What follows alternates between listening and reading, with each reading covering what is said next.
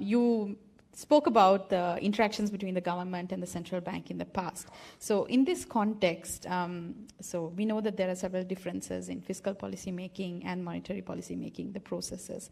So against what you have discussed with us on central bank independence and the accountability and the past relationships that we had, how do you see fiscal and monetary coordination, the importance of it going forward in this new framework? Very, very important. The reason is actually inflation, although managing price stability is in the hands of primarily it's in the hands of the central bank through monetary policy making.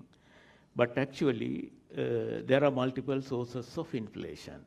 And one of the important sources that we have seen is the fiscal operations. So if the fiscal operations is not in line with monetary policy making, and this effort at the central bank is not going to be fruitful again.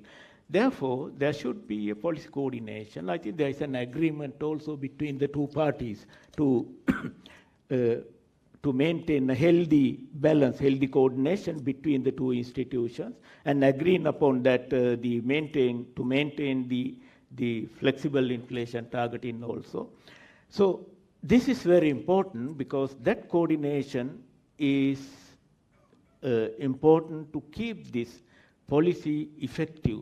Not only this one, the inflation problem, but also the other issues that the central bank has to intervene sometimes, exchange rate management and reserve building and various kind of these areas. And it's in fact the central bank's role is very limited, debt sustainability and public debt management, because these are the problems of the agencies outside the central bank primarily. But the central bank has a role to play because everybody, the general public, look into the central bank, okay, this is the exchange rate and you have done that and this is the debt and you have done that and this.